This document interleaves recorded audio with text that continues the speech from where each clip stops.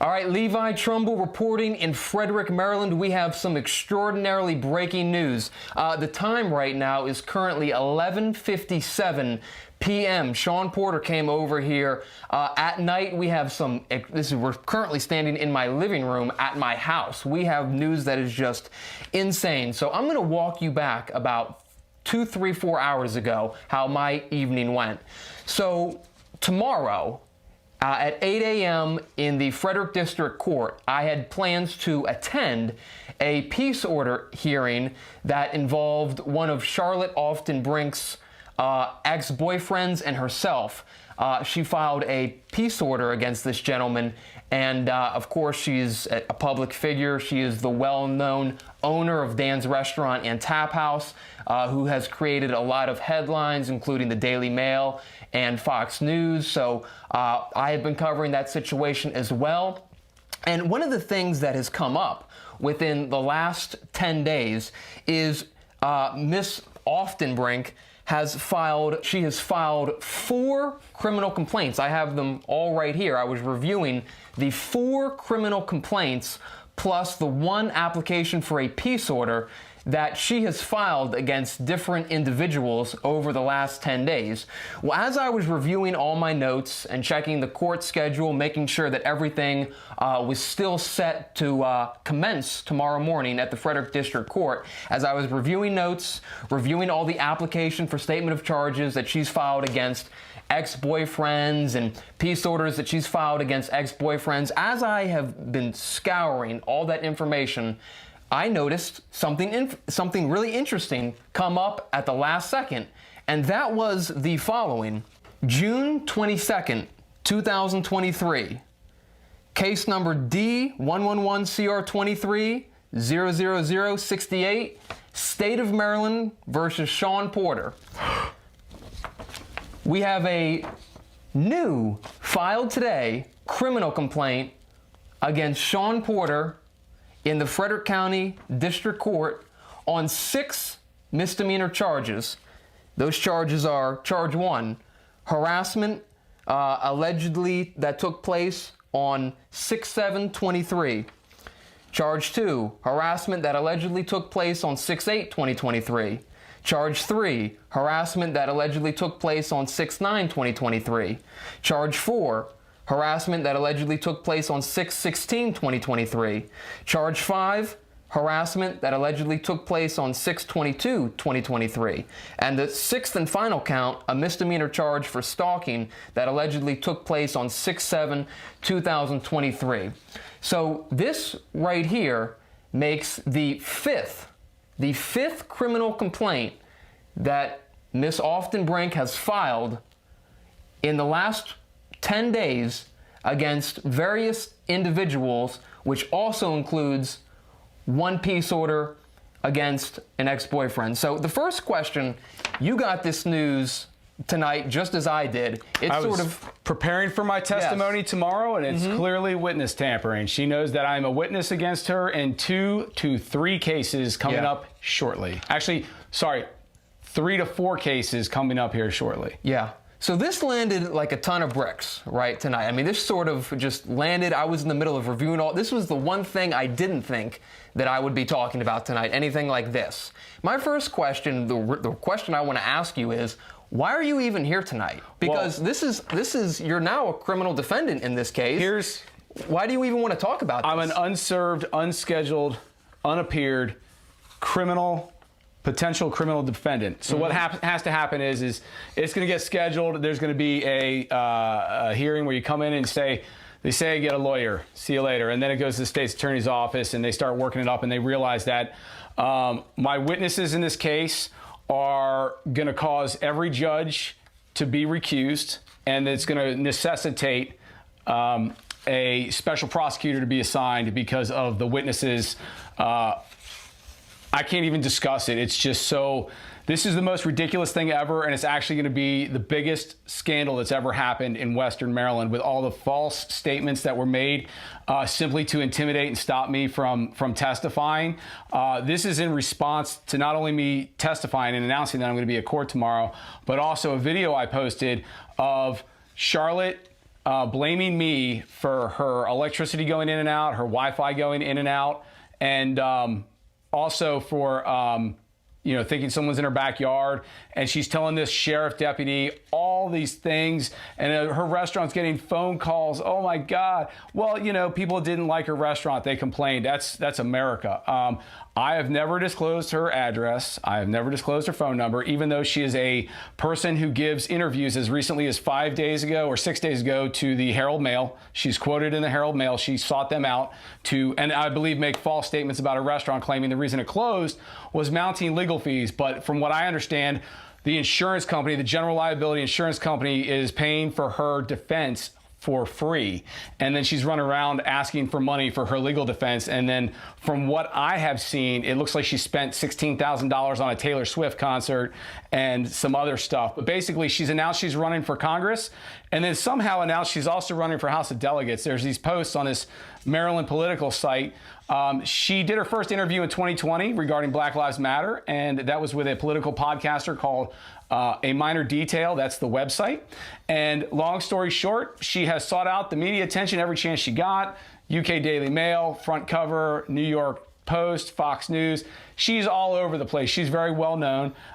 She is a public figure. She doesn't have any sort of right to privacy when she's acting completely insane and attacking every single person who reports on her.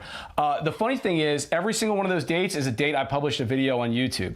So publishing videos on YouTube covering factual events is actually considered harassment in the eyes of Miss Oftenbrink. So the next thing I want to talk about is she evidently convinced this district court commissioner, and again, it's not, it doesn't take a mountain to try to convince a commissioner, but evidently this Michelle Friedberg, this is the judicial officer of the district court commissioner who filed these charges tonight against you, these 6 counts. My question is you haven't seen the charging document yet, and quite frankly, I haven't either yet. Yeah, it's not really out there yet. It's in process.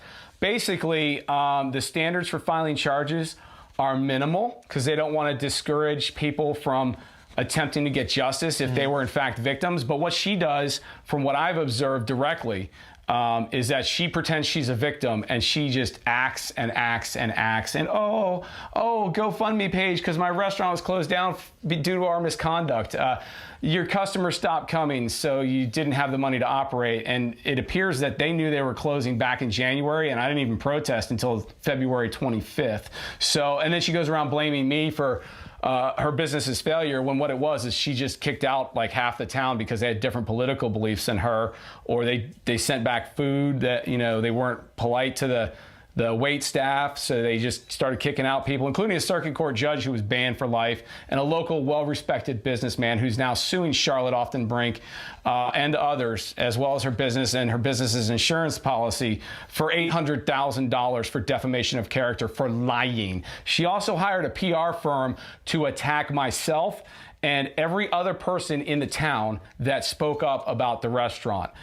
She paid thousands of dollars to call my disabled son retarded and inbred and talk about KKK. And she actually conspired to label everyone who was in the press and in the Republican Party as well, just for good measure, as different ranking members of the Ku Klux Klan. And this is all stuff that we can back up in court. So these 6 charges, and again, I'll just read the dates right now: 6/7, 6/8, 6/9, 6/16, 6/22, and another date for 6/7. Yep. You think you can identify without even seeing this document? I looked at the dates of my YouTube posts, and what they do the dates match mean perfectly. The dates are: I reported on Charlotte Oftenbrink defaming and slandering everyone and hiring a PR firm to do so. And it's funny because I covered every single story was her lying to dispatchers or, in my opinion, lying to police, making false statements, saying that I'm responsible for stuff that I can't possibly be responsible for, like messing with her internet during a rainstorm. I mean, it's just, she's clearly lost her mind. She has sued an ex-boyfriend that she thought was running her mouth. She filed criminal charges, not sued. Criminal charges and a peace order against that guy. Mm-hmm. And that was for, I think it was like a Twitter post that wasn't even about her, didn't have her name in it. She thought that was criminal harassment. And then she filed against another more recent ex-boyfriend She actually got a protective order. You missed one. It's not in the system. You didn't see it. She got a protective order against her most recent boyfriend and a whole bunch of criminal charges, like 2 assault charges and a harassment charge. And from what I gather, based on what I know, it's all horse crap. But this is going to be the biggest scandal in Western Maryland. And by the way, we have every single post she has ever made, every defamatory statement ever made. It's all been saved. We have everything. So she's going to have an uphill battle trying to prove that she's not just witness tampering here in multiple different cases in 2 different counties, Frederick and Washington County. So one of the things that I want to ask you about, and I guess this is, you just take this however you want to. So prior to today, there is 4 criminal complaints plus 1 filed peace order. That's 4 yesterday. As of today, within the past 10 days, we now have a 5th criminal complaint, that being yours. What is going on this month? So she's crazy, in my opinion. And again, I'm no doctor, to quote my attorney. Well, one of them. But in my opinion, she's crazy. And she literally files criminal charges against anyone she thinks is talking behind her back or laughing at her in front of her back. But the funny thing is I have thousands of people laughing at her online every hour right now. And those videos will not be taken down because they are protected by the First Amendment. They are newsworthy stories. And they are about a person who is a public figure, like from the word go, trying to run for political office and thinking that somehow anyone that disagrees with her, she can just go after and bully. I cannot be bullied at all. The other people she's going after, scared to death. I'm going to fight this thing tooth and nail. I don't care what it takes. Freedom of the press will prevail.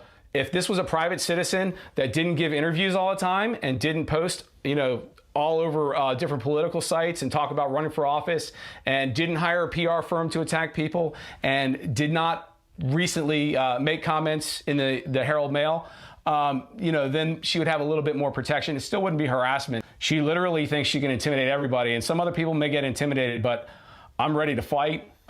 This is kind of what I live for, standing up for freedom of speech.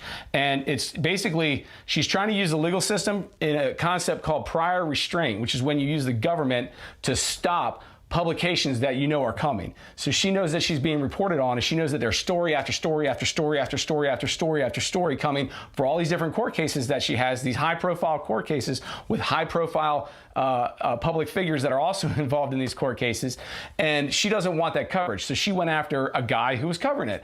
What she doesn't realize is there's like 6 guys behind me dying to take my place, and I've already called all of them. Do you expect the state to actually pursue this? Well, we haven't seen it yet. I haven't, not at least until I'll just try to get it tomorrow, see if I can find it at the court. But I mean, it might be updated. It's going to take a while before I get served. It will.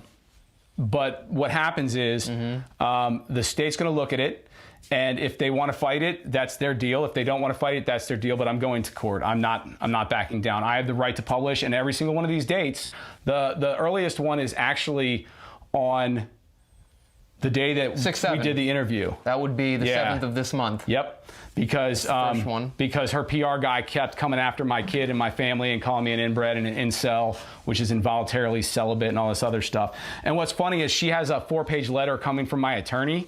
So that'll probably be hitting tomorrow or Saturday, maybe Monday. I know it was sent out on Tuesday and the mail's kind of slow here. But one thing I did want to state is none of this is going to stop me from testifying. You cannot threaten or intimidate Shawn Porter from testifying. I'm absolutely going to go after this. She's trying to gag everybody that could say anything bad about her and hurt her chance for a political run for office for 2024 election cycle, which is what the 2 posts we have, one for House of Delegates and one for Congress, they both mentioned 2024. So that's what she's shooting for. So that means she has to clean up her act right now. And with the YouTube video that I posted today, there's no one that's going to vote for her. I mean, she clearly is out of her mind, and Shawn Porter this, and the cop goes in the basement looking for Shawn Porter and then goes upstairs looking for Shawn Porter.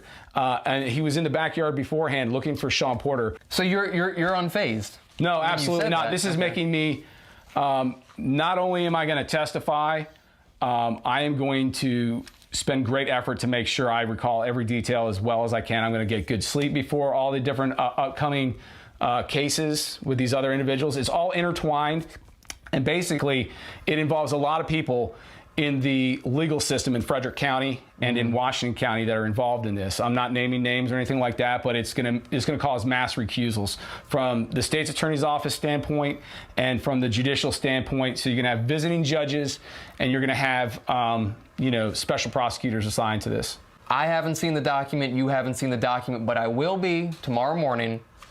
I will be covering the peace order hearing in the district court. I'll be there. And if we, one of the difficult things for me right now is I'm asking you about an application of statement of charges that I haven't even seen yet, haven't even read yet. But maybe I will tomorrow, maybe not. But if I do have more information this time tomorrow, because I'm going to be there. Well, I mean, I don't know if. I'm going to go. Okay, yeah. I'm waiting to be served a peace order, but a peace order does not keep me from showing up to court to testify. So you kind of fucked up there, Charlotte. I'm still going to be testifying against you, and there's no way you can escape the media coverage because you just multiplied it by like 50. She waited until today, the day before I'm to testify, to file charges.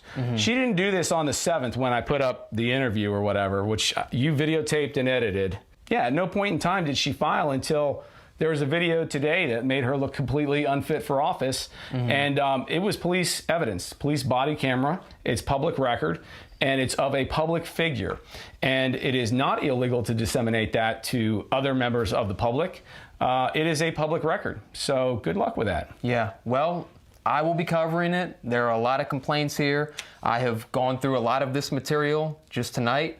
But if by tomorrow I have more information, we will obviously be in communication to talk about what is alleged. So very good. And we will, as always, we will treat Charlotte in the situation fair as well.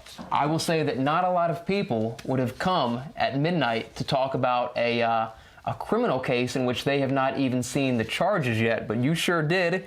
You got on it, and not a lot of people would have done that. So you have stones for that alone. So Sean Porter, thank you very much. Appreciate it. Have a good one. Absolutely.